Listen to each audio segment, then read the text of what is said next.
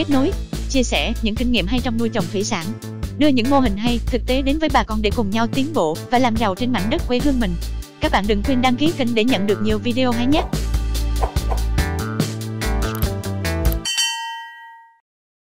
Mến chào bà con và các bạn. Trước tiên thì kênh Trang Tin Thủy Sản kính chúc bà con nhiều sức khỏe, luôn luôn thành công trong cuộc sống. Bà con nhớ đăng ký kênh và bấm like để ủng hộ cho kênh mình một ngày một phát triển hơn, và đồng thời bà con có thể theo dõi được những cái video tiếp theo nó dễ dàng hơn nha bà con. Thì thưa bà con, nói về cái lĩnh vực nuôi lương thì cái vấn đề thứ nhất mà mình nói hôm nay là về cái nguồn nước để nuôi. Thì đối với những hộ mà mới khởi đầu nuôi lương thì theo như tôi thì bà con mình khoan hả xây hồ, mà mình phải chuẩn bị cái nguồn nước trước khi mình xây hồ nuôi. Thì đối với cái lĩnh vực nuôi lương này thì bà con cần phải nuôi bằng nước giếng khoan, hoặc là mình nuôi bằng nước ao hồ. Theo như kinh nghiệm nuôi lương thì đối với con lương này thì mình nuôi bằng nước giếng khoan là tốt nhất nha bà con. Còn nếu không có nước giếng khoan thì bà con cũng có thể dùng nước ao hồ, mà ở vùng nước ngọt thì mình phải làm hồ lắng lọc để cho nước nó đạt được cái ngưỡng cho phép thì mình mới nuôi lương nó mới thành công. Và lưu ý bà con một cái chỗ, nếu như mình dùng nước xong mình bơm lên thì mình phải dùng bông gòn mình bịt cái đầu ống nha, để những cái con bọ rồi này kia nó bò vô để nó sẽ cắn lương làm gây cho bệnh cho lương. Thì để biết được cái chất lượng nước mà nuôi được con lương thì bà con mình đi đến những cái nơi mà bán dụng cụ thủy sản đó, bà con mình mua một cái đồ đo kìm với một cái đồ đo pH. Thì theo khuyến cáo, theo như những kỹ sư và những bà con mình nuôi rồi thì chia sẻ là cái nguồn nước nuôi đó là có độ pH dao động từ 6 cho đến 8. Còn về cái độ kiềm đo nó dao động từ khoảng 80 cho đến 200. Nhưng mà thường nó nằm ở trong khoảng 120. Thì cái độ kiềm nó tốt nhất để mình nuôi lương. Rồi khi mà bà con mình chuẩn bị cái nguồn nước mình ok thì mình mới tiến hành làm chuồng trại và mình đặt giống.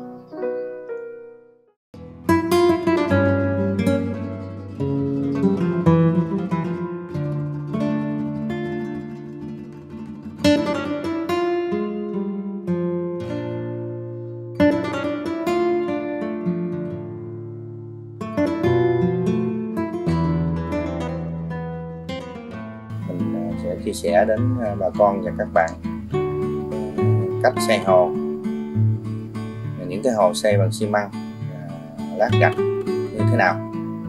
Mời bà con và các bạn cùng theo dõi nha.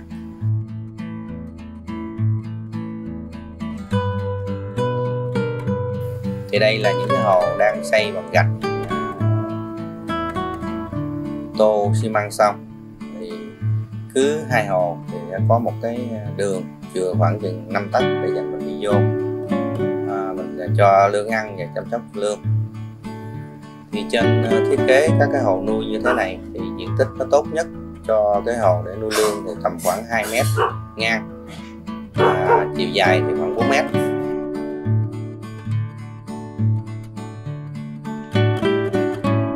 Trong cái hồ mình có thể lót gạch toàn bộ cái hồ hết, hoặc là các bạn có thể lót đáy, lót dưới đáy hồ cho nó nhẵn, từ dưới đáy hồ mình lót lên khoảng 3 tấc. Bởi vì cái con lương của mình nó sống cái nguồn nước dao động từ khoảng 1,5 tấc cho đến 2 tấc, có khi nó lên khoảng 2,5 tấc, nó không có cao nữa các bạn. Và tiếp theo đó thì mình làm cái ống xả nước. Ống xả nước thì tùy các bạn, ví dụ như có làm cái khóa cũng được, có khóa cũng được. Thì thường quanh khóa nằm ở bên ngoài. Còn nếu không có quanh khóa thì mình cũng làm cái ống có cái co, để khi mà mình xả nước ra xong rồi mình bẻ cái co lên để nó không chảy ra nữa. Đó, thì song song bên cạnh đó trên cái ống nước xả đó mình khoan lỗ.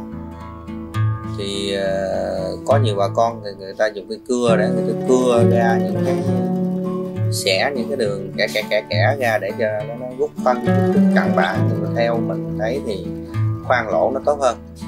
Khoan lỗ dao động từ khoảng 4 ly đến 6 ly. cái lỗ nhỏ thôi các bạn, để cho tránh cái tình trạng cái con lươn mà nó gặp cái lỗ, nó dùi cái mỏ nó vô này, sẽ chày cái mỏ con lươn.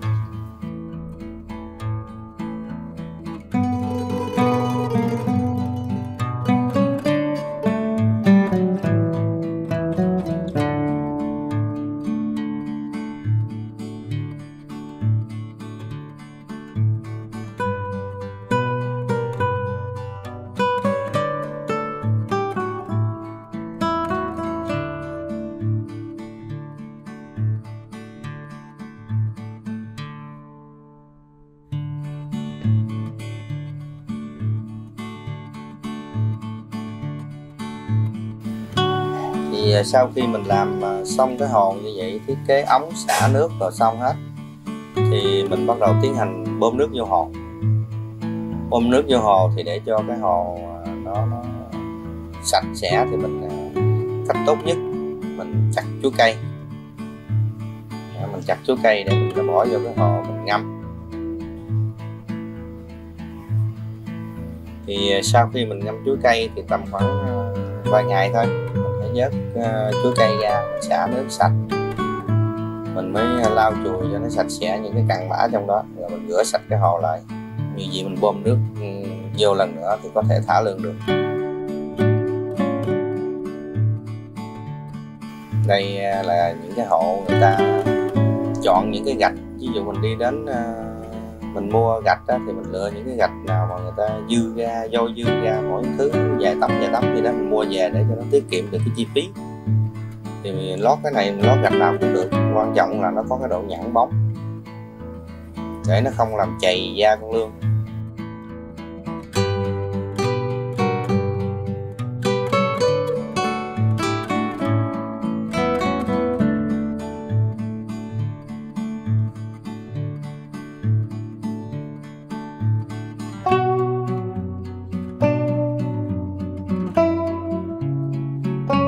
Thì để kỹ hơn trong quá trình mình nuôi con lươn á, thì sau khi mình xây cái hồ lươn xong, mình lại xây cái hồ lắng nước. Tuy rằng mình bơm từ cái nước giếng khoan lên thì mình có đo nồng độ pH kiềm ok, nhưng mà có nhiều hộ người ta kỹ hơn là người ta làm cái hồ lắng như thế này. Để chi? Để bơm nước vô đây, người ta lắng qua khoảng 24 tiếng đồng hồ sau thì mình bơm vô cái hồ lươn thì nước sẽ ổn định hơn, nước sẽ tốt hơn, làm cho con lươn nó khỏe mạnh hơn. Nhưng mà bà con cũng lưu ý là làm cái hồ lắng nước thì mình cũng phải tính cái khối lượng nước trong khi mình sử dụng các cái hồ lươn, để mình xây cái hồ cho nó đủ cái lượng nước khi mà mình xả ra trong lúc mình thay nước nha các bạn. Hồ nuôi lươn của chỗ anh Cao, anh Đòn, ở huyện Hòa Bình nha các bạn. Cái hồ này anh đã xây rồi, cái diện tích là 1,5 m 4 m. Đây là 3 hồ.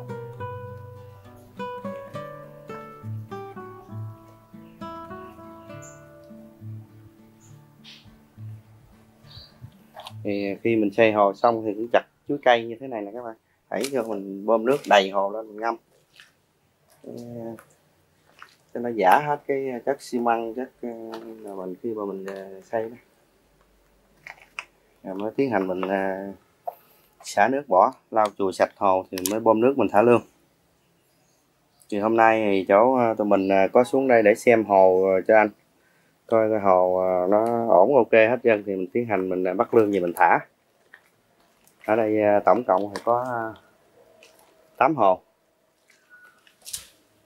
Diện tích hồ ở đây rộng hơn,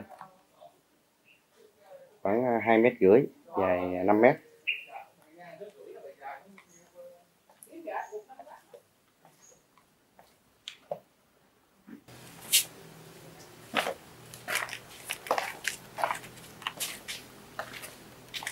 Cái bồn này là để mình lọc nước hả? Dạ, bơm vô rồi cái này bơm vô rồi sáng mà xả. Ủa cái bồn này diện tích nó nhỏ quá không à? Nhỏ thì mình bơm, nếu mà bơm cái nước vô luôn được không ta? Cái nước thì mình thử nước đồ ok thì bơm thẳng cũng được. Nếu mà bồn xả không đủ thì... bồn xả không đủ thì mình bơm ba tắc vuông này, như bồn có sẵn mình tận dụng lại mà. Chứ còn tính cái diện tích nuôi này với cái bồn này thì cái bồn không đủ, bồn hơi nhỏ. Thì mới làm cái bồn rồi thêm cái ti ống này đang bơm cái nước thẳng nữa nè.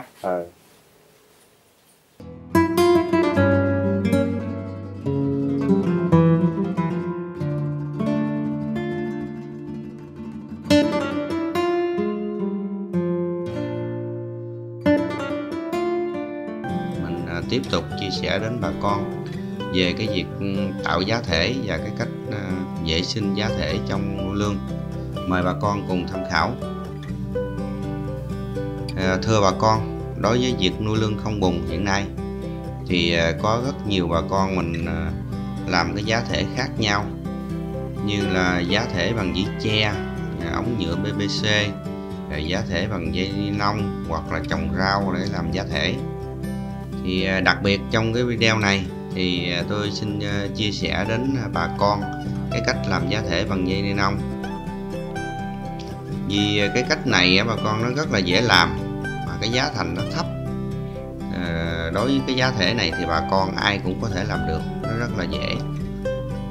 Bà con mình đi chợ tìm mua những cái dây ni lông này, nó nằm ở các cái tiệm bán đồ tạp hóa nha bà con. Lưu ý thì bà con mình nên mua chọn cái dây ni lông nó mềm. Tốt nhất là mình chọn cái dây ni lông màu vàng, vì cái loại dây vàng này nè, nó có thể ảnh hưởng đến ít nhiều về cái màu sắc của con lương sau này của mình. Và khi bà con mình mua dây về thì bà con mình chọn ra khoảng 300g hoặc 500g gì đó. Sau đó bà con nhập đôi lại và buộc ngay chính giữa của cái bó dây. Thì như vậy thì mình đã có được một cái bó giá thể. Thì ở đây thì tùy theo cái hồ nuôi của bà con với cái số lượng đàn lương nuôi của mình thì bà con có thể làm nhiều hoặc ít cái bó giá thể đó. Lưu ý bà con mình nên ngâm cái giá thể, khi mình làm xong á, mình nên ngâm cái giá thể từ 2 đến 3 ngày cho nó bớt đi cái mùi mủ nhựa trên đó, thì mình bỏ vô cái hồ nuôi để mình làm giá thể thì nó tốt nhất nha bà con. Thì đối với bà con mà mình mới bắt đầu nuôi lương á, mình cũng không có biết mình để bao nhiêu cái giá thể để cho nó vừa. Thì ban đầu mình mua cái con giống về thì tùy theo cái số lượng con giống của mình là mình bỏ cái giá thể vô. Ví dụ cái size nó nhỏ thì mình bỏ ít giá thể tí, làm sao cho con lương mà nó trú ẩn hoàn toàn ở trong cái giá thể là được. Rồi khi mà con lương mình nó lớn dần thì mình lại tăng cái giá thể dần dần lên. Nhưng mà bà con nên nhớ, khi mà mình tăng cái giá thể thì cái giá thể nó vẫn nằm ở trong những cái đầu đó đó. Những cái đầu buộc của giá thể đó mình phải cho nó nằm lọt ở trong cái khung cho ăn nha bà con. Và một cái quan trọng nữa là bà con nên bố trí cái giá thể nằm ở giữa cái hồ nuôi. Để làm gì? Để khi mà mình vệ sinh rồi đó, mình xịt rửa những cái cạnh, góc cạnh ở bên hồ á, là nó ít ảnh hưởng nó đến con lương. Còn đây là cái giá thể bằng ống nhựa và những cái dĩ nhựa mua ở ngoài chợ sẵn nha các bạn. Về mình chỉ cần thiết kế cái ống nhựa mình chia ra như thế này. Thì tùy vào cái độ lương của mình, cái size con lương lớn nhỏ để mình làm cái dĩ nhựa như thế này. Cũng rất là đơn giản thôi, nhưng có cái chi phí nó là hơi cao hơn cái loại dây nhựa của mình.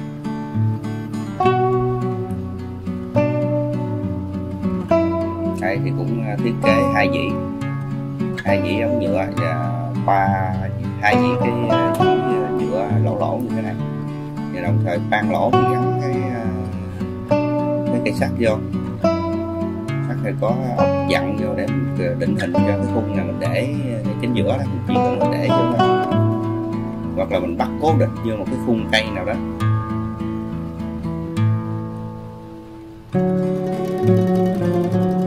Ở bốn góc mình dùng 4 cái cây sắt. Đấy, mình chặt 2 con ốc vô.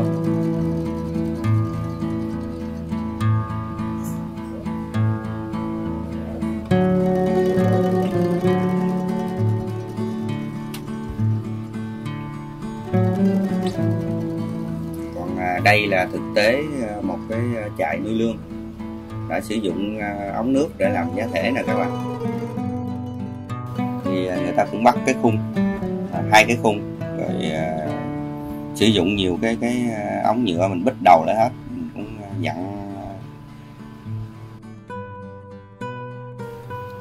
dặn ốc vô cho nó đều, rồi xong mình để cho nó hơi đây nó hơi chịch khung với nhau chút nè.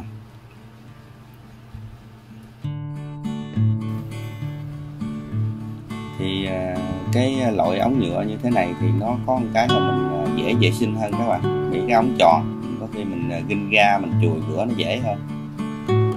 Còn cái nhược điểm của nó thì cái giá thành nó cao, nó khó làm hơn cái loại dây nhựa. Thì cũng tùy theo bà con, có người ta cũng thích làm bằng ống nhựa, có người thích làm bằng dây ni lông, có người thì thích làm từ những cái vỉ tre, những cái miếng dán người ta đóng lại như thế này. Đây vỉ tre nè các bạn.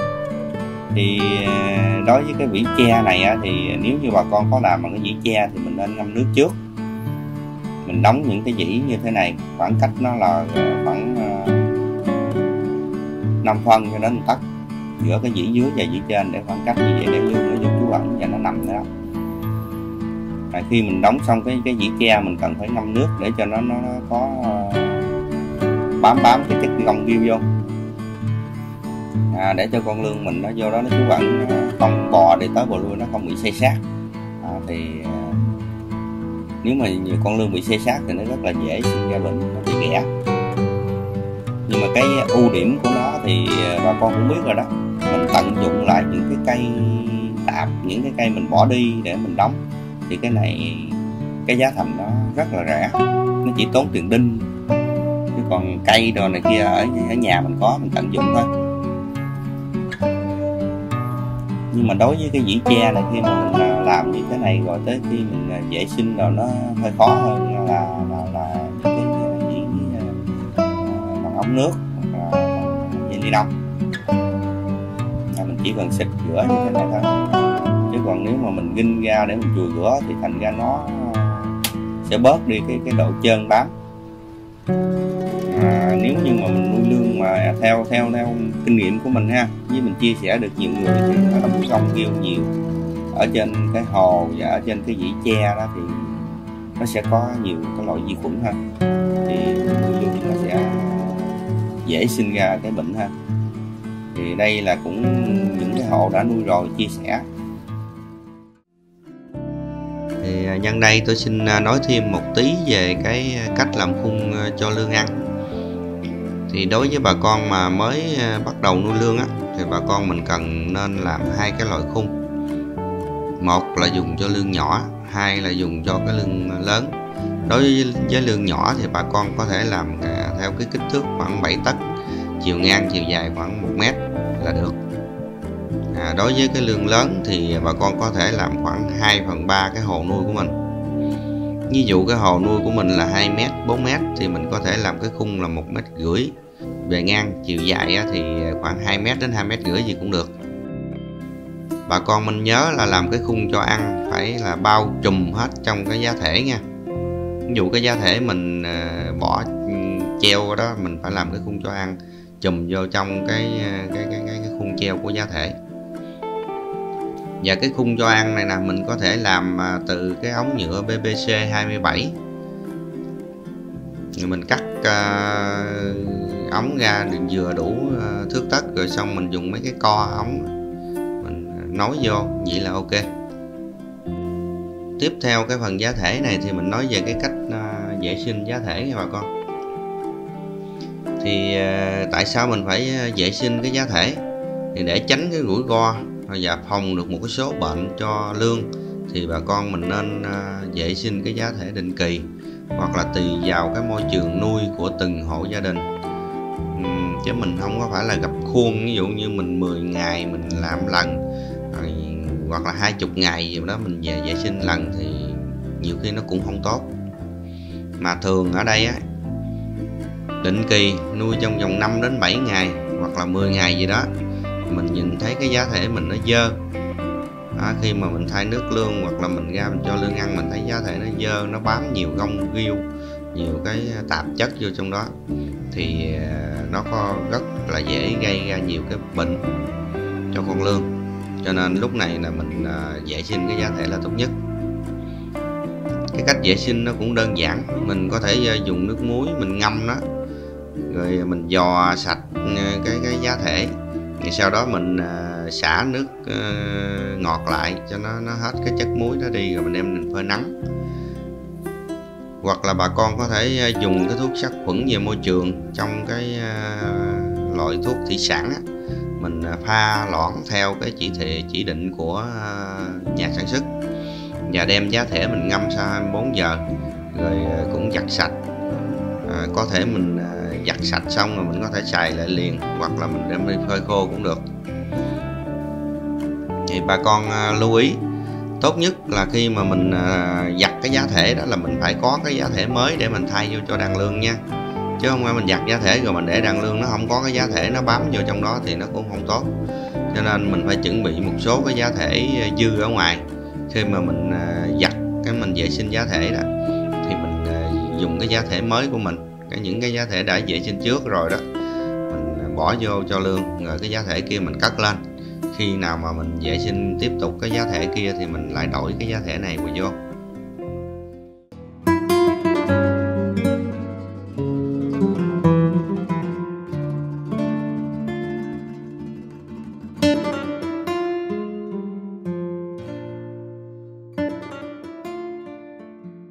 Khi mua con giống, bà con mình cần xem xét kỹ cái con giống mình nó hoạt động là mạnh, như là bơi nhanh nè, ăn điều, là luôn là nó trú ẩn ở trong cái giá thể. Khi mà mình dỡ cái giá thể lên thì mình thấy cái đàn lươn nó bơi nhanh và nó luôn kiếm cái giá thể để nó tập trung nó chui vào. Thì đó là những cái con lươn nó mạnh. Hai, về cái kích cỡ con lươn. Kích cỡ thì nó phải đồng đều với nhau, và mình hạn chế bắt cái loại giống mà cái kích cỡ nó không đồng đều, có nghĩa là con nhỏ và con lớn. Và có một cái lời khuyên đối với bà con mình mới nuôi thì mình nên bắt cái loại giống, cái size của nó là phải từ 500. Bởi vì cái size này nó đã ăn được thức ăn rồi thì về bà con mình nuôi nó rất là dễ. Mình khỏi cần, nếu mình bắt cái loại giống nó nhỏ quá về mình phải tập cho nó ăn trùng chỉ rồi nó mới chuyển qua tới thức ăn thì bà con mới nuôi nó cũng khó khăn hơn. Cái thứ ba nữa là về cái hình thức vận chuyển. Thì trước khi bắt giống mình nên cho cái con giống đó nó nhịn ăn từ 1 đến 2 ngày. Thì đối với cái vấn đề này thì chủ trại giống người ta biết, người ta phải tự cho nó nhịn ăn trước khi bà con bắt. Còn khi bắt giống bà con nên tự mình đến cái trại giống để mình bắt và mình vận chuyển về. Cách thứ hai nữa là chủ trại giống vận chuyển đến nơi cho mình. Và khi vận chuyển đường xa là phải có cái máy oxy để hỗ trợ oxy cho con lươn giống của mình. Tốt nhất là vận chuyển lúc trời mát. Nếu mà bà con nào mà không có điều kiện vận chuyển trời mát, có đi lúc mà trời nắng nóng, nhiệt độ cao thì cần nên đem theo một cái ít nước rồi từ cái trại giống đó để mình thay dọc đường cho con lươn. Thì đối với bà con mà vận chuyển trong cái lúc mà nắng nóng nhiều này nè thì mình phải luôn đảm bảo được cái lượng oxy và nhiệt độ trong nước cho lươn để cho con lươn nó không bị sốc môi trường nha bà con. 4 là cái quá trình thả giống. Trước tiên thì bà con nên chắc bớt nước của cái thùng giống mình ra từ 40 đến 60%. Sau đó mình dùng cái nước nuôi tại cái nhà mình đó, mình đổ vô cho nó đầy nước sắp lên rồi lại. Sau đó mình để khoảng 15 đến 20 phút. Trong cái quá trình thường nước thì bà con nên lấy một ít muối hột của mình đó. Với cái tỷ lệ là một khối nước 2 kg muối thì bà con cứ cân đối theo đó, với cái nguồn nước của mình bao nhiêu thì mình chọn bao nhiêu muối để mình pha và mình tạt đều trong cái hồ nuôi. Sau đó mình thả lươn vào cái hồ nuôi của mình. Thì trong khoảng thời gian 1 đến 2 giờ thì bà con thấy cái bọt ở trên cái hồ nuôi mình nhiều cái bọt là cái nhớt của lươn đó, thì mình đã thay bớt nước đó đi. Thì lúc này mình thay khoảng 50%. Nhưng bà con cần lưu ý là thay nước nhẹ nhàng cho lươn. Chủ yếu là mình thay cái nguồn nước mặt khoảng 50% nguồn nước mặt để mình hoặc là mình vớt bớt cái nhớt và những cái cặn bã nó nổi lên mặt đó, vớt cho nó sạch. Lý do sao mình thay nhẹ bởi vì cái lươn mình nó mới thả vô và lúc này nó bắt đầu nó chui vô trong giá thể, nó trú ẩn thì mình cần lên làm nhẹ nhàng để cho lươn mình nó không bị động nữa, nó không có chui ra. Lúc này nó vô đó nó tránh nó trú ẩn để cho nó bớt mệt đi. Cái thứ năm nữa là về cái hình thức cho ăn. Khi lương được vận chuyển từ trại giống về đến cái nhà mình đó, mình thả vô nuôi thì sau 1 ngày thì mình hãy cho nó ăn. Thì thức ăn lúc này là bà con nên chọn cái loại thức ăn mà giống như của chủ trại giống người ta nuôi, để cho con lương nó có thích nghi với cái mùi và cái thức ăn đó rồi thì nó ăn nhiều hơn, nó ăn mạnh hơn. Thì trong cái quá trình cho ăn 7 ngày đầu này, bà con cần nên trộn vô chung với cái dịch trùng quế, hoặc là từ những con trùng quế mình băm nhuyễn rồi mình trộn với thức ăn để cho nó lợi cái sức trong cái quá trình mình vận chuyển. Sau đó bà con mới cho ăn, sau 7 ngày đó bà con mình mới cho ăn lại bằng cái thức ăn viên hoàn toàn. Còn nếu như bà con mình muốn thay đổi thức ăn đối với cái lương này nè, thì bà con cần thay đổi từ từ, thay đổi dần, mỗi 1 ngày thay đổi một ít, chứ không được thay đổi đột ngột, lương sẽ giảm ăn và nó rất là dễ bị bệnh. 6. Tiếp theo là cái khâu xử lý lương mới thả. Nó có tình trạng là ít ăn, dưới bụng nó bị đỏ và nó chết nhiều. Cái nguyên nhân đây là cái quá trình vận chuyển nó bị xây xát, hoặc là nó bị sốc môi trường do thay đổi đột ngột, là từ cái trại giống về khu nuôi mới của bà con á. Nếu bà con gặp phải cái tình trạng này thì mình dùng muối hoặc là thuốc tím hay cái iodine để tắm cho lương với cái liều lượng từ 2 đến 4% đối với nước muối, và mình ngâm lương sau 2 đến 30 phút. Rồi mình mới bắt đầu mình tăng cái nước lên dần, bơm nước tăng lên dần cho đến khi cái lượng nước muối nó pha loãng còn tầm khoảng 2/1000 thì được. Còn đối với cái thuốc tím và cái iodine thì bà con mình nên sử dụng theo cái nhà sản xuất cái ghi trên bao bì, rồi mình cũng ngâm từ 2 đến 30 phút. Còn cái tình trạng mà lương nó nặng hơn nữa, nó không ăn được nữa, thì bà con có thể dùng cái doxycycline cộng với cái rifamycin, mình ngâm lương qua đêm. Còn khi mình xử lý thuốc như vậy mà thấy rằng lương mình bắt đầu nó ăn lại được dần thì bà con nên trộn thêm cái vitamin C, men tiêu hóa, mà mình cho lương ăn với cái liều với cái lượng thức ăn ít thôi, nhưng mà mình cho ăn nhiều lần trong 1 ngày nha bà con, chứ không có cho ăn nhiều một lượt thì con lương nó sẽ bị bệnh đường ruột.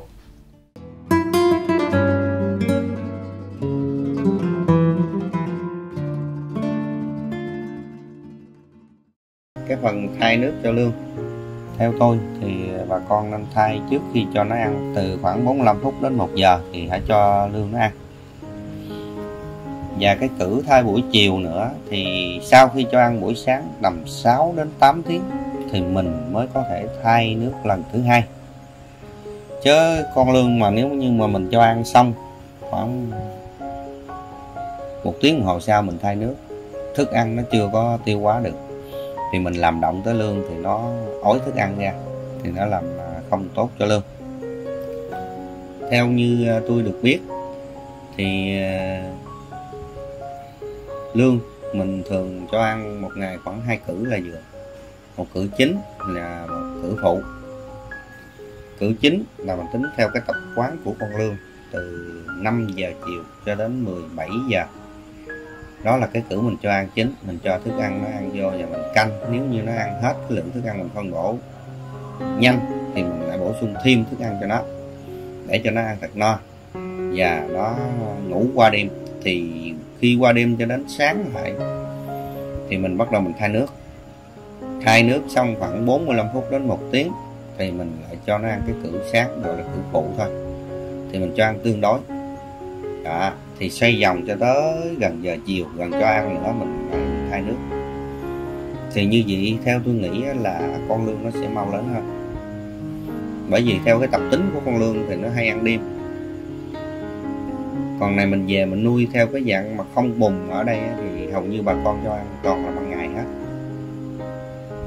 Có những người thì cho ăn rồi thấy nước vừa dơ thì thay, nước vừa dơ thì thay, thì cái đó mình làm như vậy thì con lương mình nó bị động nhiều quá. Cái thứ hai nữa, cái tiêu hao cái nguồn nước quá lớn. Theo như tôi nghĩ thì mình chỉ cần thay nước 1 ngày 2 lần, trừ trường hợp nước quá dơ thì mình có thể mình thay cho nó 3 lần.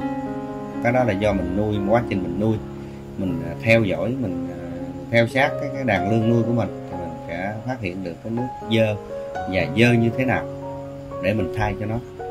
Và một cái lưu ý với bà con nữa, thì ở đây cũng có nhiều cái hộ dân cũng nói, thì đây sẵn tôi chia sẻ luôn với bà con.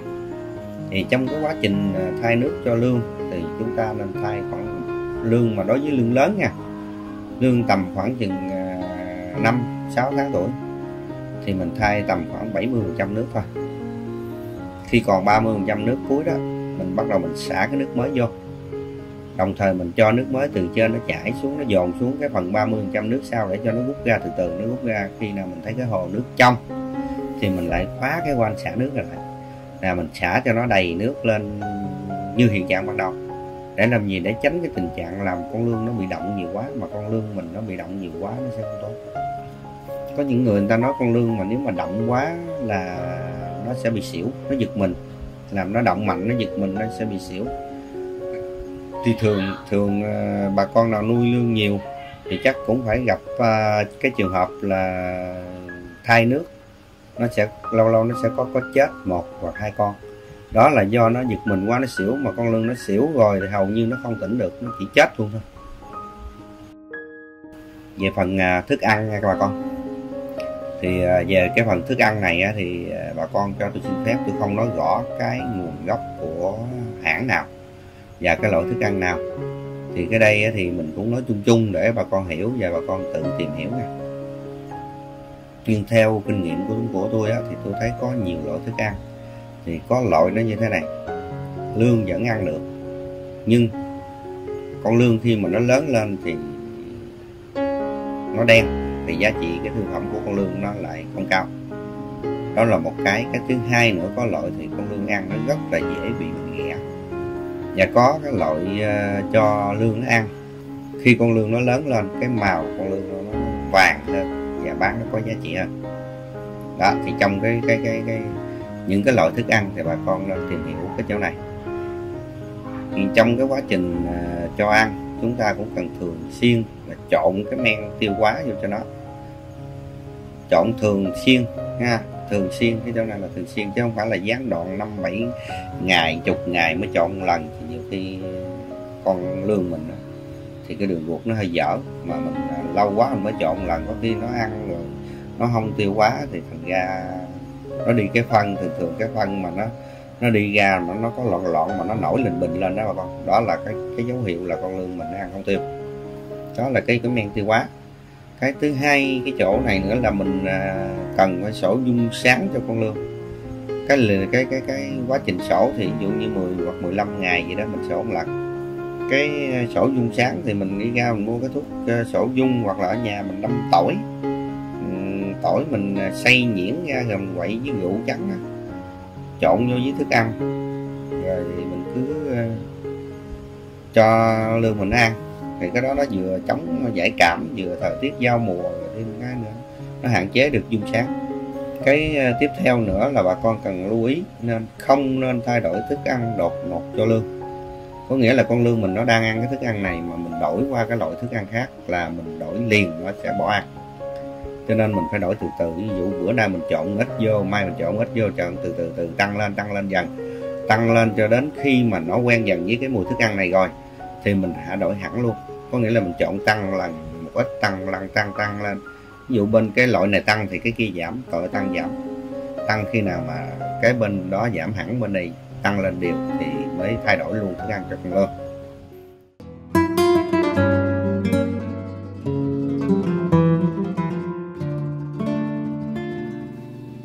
Bà con mình ít nhiều gì cũng nghe qua, đối với cái lương nuôi không vùng mật độ cao như hiện nay thì nó thường gặp các cái loại bệnh như sau. 1 là bệnh viêm ruột, 2 là bệnh sốt nóng, 3 là bệnh dung sáng hoặc là đĩa ký sinh, đốm đen hoặc là lở loét, 4 nữa là cái bệnh đĩa Trung Hoa. Trước khi nói đến cái bệnh đường ruột, mình muốn chia sẻ cùng bà con cái cách làm men tỏi để cho lương ăn, để mình đề phòng cái thời tiết giao mùa, và nó cũng giúp thay thế cho cái men tiêu hóa để cho con lương mình nó ăn nó được tiêu hóa tốt hơn, nó hạn chế được cái bệnh đường ruột.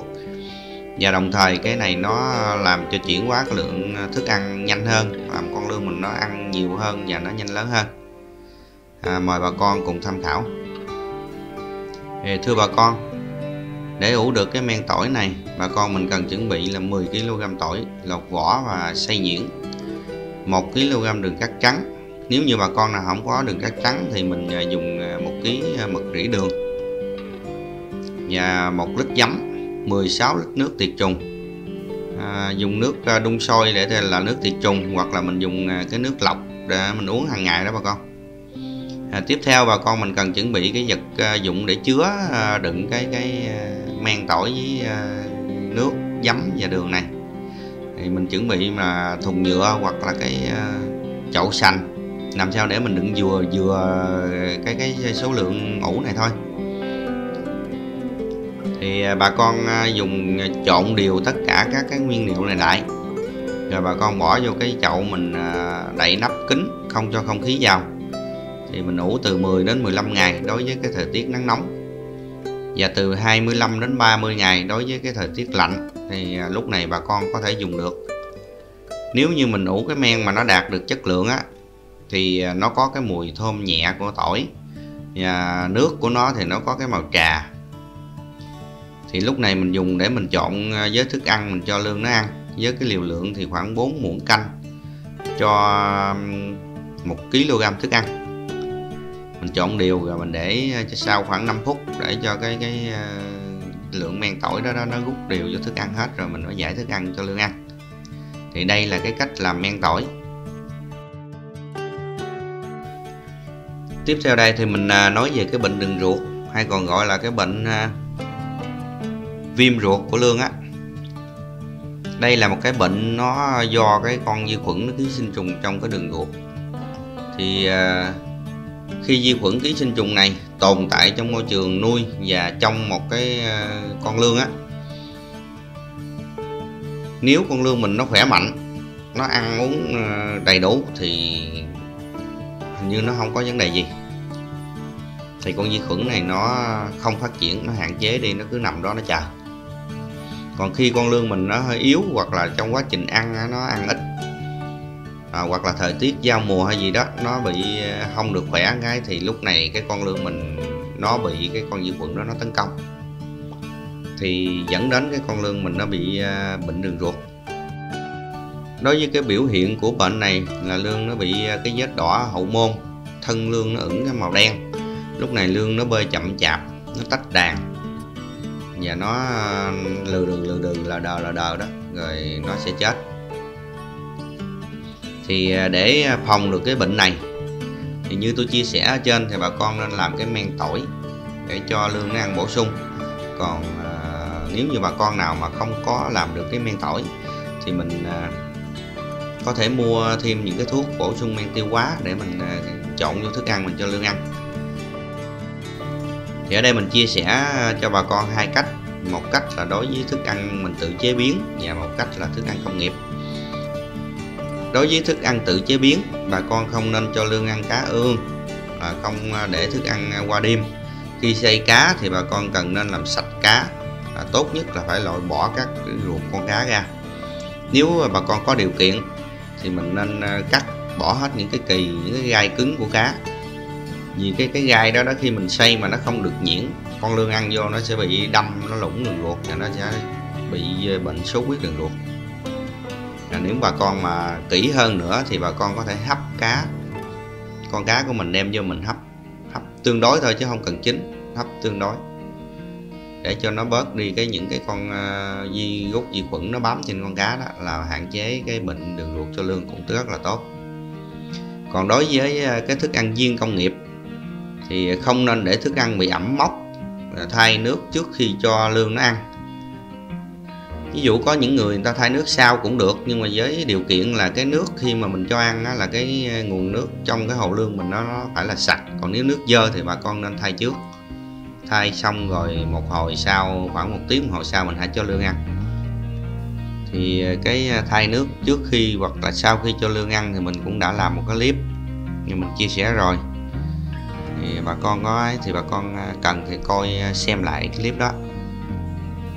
Trong cái quá trình mình cho ăn thì bà con cần nên trộn thêm cái men tiêu hóa vào thức ăn để ngừa cái bệnh đường ruột cho lương.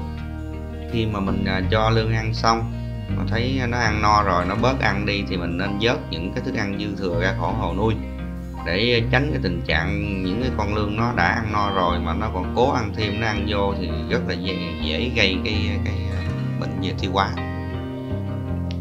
Và bà con nên trộn cái men tiêu hóa vào thức ăn cho lương ăn thường xuyên để hạn chế cái bệnh đường ruột cho lương.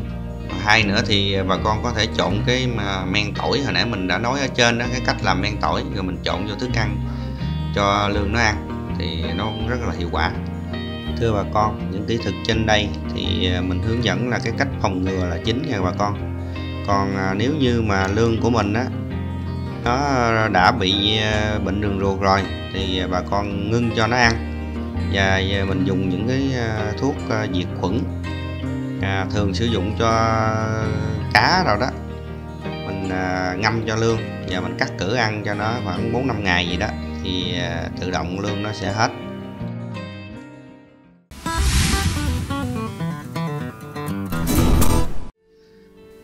Thì thưa bà con, nói về cái bệnh sốt nóng thì trước tiên thì mình phải tìm được cái nguyên nhân để nó gây ra cái bệnh đó, và sau đó mình phải biết được cái triệu chứng của cái bệnh đó là nó như thế nào. Thì hôm nay mình sẽ chia sẻ đến bà con cái nguyên nhân và cái triệu chứng của nó và cái cách mình phòng và mình trị bệnh nó như thế nào. Về cái nguyên nhân gây ra bệnh sốt nóng này thì chủ yếu là trong cái quá trình vận chuyển, thả nuôi với mật độ quá cao, thức ăn dư thừa ở trong cái nguồn nước khi mà mình cho ăn đó, nó làm ô nhiễm cái môi trường, và cái nhiệt độ của khí hậu nó lên xuống thất thường, nó cũng dễ gây ra cái bệnh sốt nóng này. Và đối với cái nhiệt độ nóng và lạnh thất thường thì cái vấn đề này nó thường gặp ở cái miền Trung và miền Bắc là nhiều. Khí hậu ở đó thì nó nhiệt độ nắng nóng nó cao, và đến mùa lạnh thì cái nhiệt độ khá là thấp, cho nên con lương mình nó cũng rất là dễ bị cái tình trạng sốc môi trường, gọi là bệnh sốt nóng. Thì đối với cái bệnh này, cái triệu chứng của nó cho thấy thì đối với lương của mình thì nó bị xáo động ở trong hồ, có nghĩa là nó nhốn nháo, nó không có nằm yên vô trong giá thể hết, như là nó bơi vòng vòng, nó chạy lung tung trên hồ đó, thì đó là cũng là cái biểu hiện.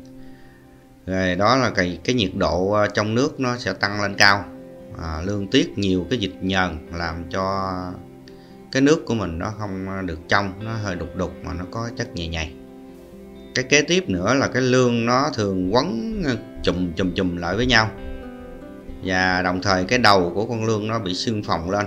Lúc này thì nó sẽ có tình trạng chết rải rác và chết hàng loạt.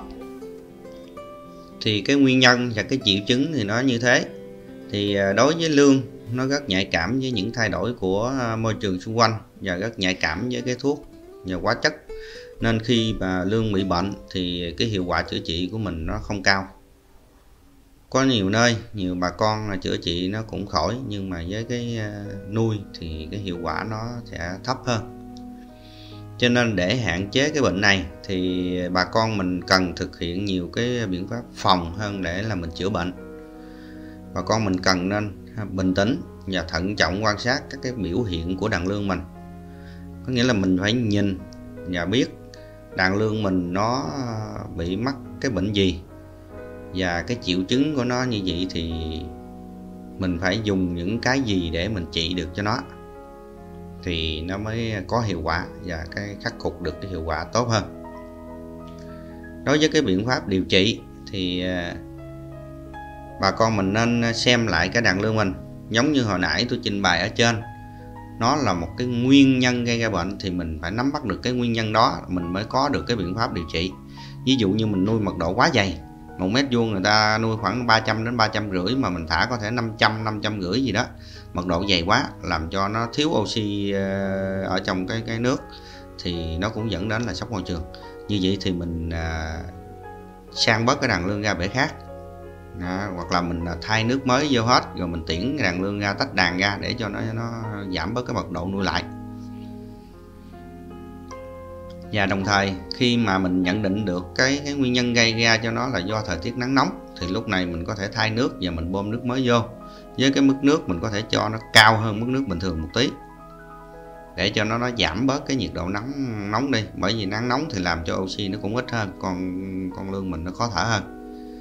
Đó là mình phải nhìn nhận được cái nguyên nhân gây ra bệnh thì mình mới có thể mình trị được cái bệnh đó. Còn nếu như bà con mình nuôi, có nhiều hộ nuôi là không có sử dụng mái che, thì mình nắng nóng quá thì mình có thể mình bỏ ít giá thể như là rau hoặc là bèo đồ này kia vô đó để cho nó làm dịu mát cái nước đi. Nhưng mà thường thì tôi thấy bà con nuôi, nếu như mà nuôi cái mật độ cao không có bùn thì ai cũng có làm mái che, trừ khi những người ta nuôi hồ ở ngoài là nuôi đa số là nuôi lương đồng, mà dùng cái giá thể bằng trồng rau hoặc là những cái dĩ tre dĩ cây rồi đó, rồi nuôi có bùn rồi trồng giá thể là cỏ lên hoặc cái gì đó thì nó cũng làm mát cho nước rồi. Và có một cái nữa là đối với những cái thức ăn khi mà bà con cho con lươn ăn, hôm trước tôi cũng có chia sẻ một cái clip, thì khi mà mình cho cái lươn ăn xong á, cái thức ăn nó còn dư thừa lại mà thấy lươn nó không còn ăn nữa thì mình nên vớt ra cho nó sạch, để làm cho cái môi trường con lươn nó sạch, cái nước nó không còn bị dơ ô nhiễm. Bởi vì cái thức ăn của mình cái nồng độ đạm rất là cao, cho nên nó rất là dễ nhiễm cái môi trường, làm con lươn mình rất là dễ bệnh. Cái thức ăn này khi mà nó tan rã ra, nó làm dơ cái môi trường thì nó dẫn đến nhiều cái bệnh chứ không phải sốt nóng không mà con. Có thể bị đường ruột hoặc là bị dung sáng hoặc là những cái con ký sinh trùng ký sinh. Thì đây cái thức ăn này là nếu mà nó dư thừa bà con nên vớt ra là có vấn đề tốt nhất để mình phòng bệnh cho lươn. Ví dụ như bây giờ nó đã bệnh như vậy rồi thì mình xử lý cái cách đơn giản nhất như nãy giờ tôi nói. Song song bên cạnh đó thì bà con mình cũng có thể là dùng dung dịch phèn xanh với cái liều lượng là 5ml trên 1 mét khối nước. Mình quậy lõn ra mình tạt vô với cái đàn lươn mình để cho nó diệt bớt cái vi khuẩn, để làm cho con lươn mình nó khỏe mạnh hơn. Khi bà con phát hiện những con lươn mà nó phòn phình to cái đầu và nó có khả năng chết thì bà con mình nên vớt ra, đừng để ở trong hồ, nó sẽ lây lan ra nhiều cái con lươn khác. Và bà con cũng nên xem lại cái giá thể của mình. Cái giá thể của mình thường nuôi là nó lâu ngày rồi thì gông ghêu nó đóng rất là nhiều, và song song bên cái gông ghêu đó là nó sẽ có nhiều cái vi khuẩn nó bám vào trong đó.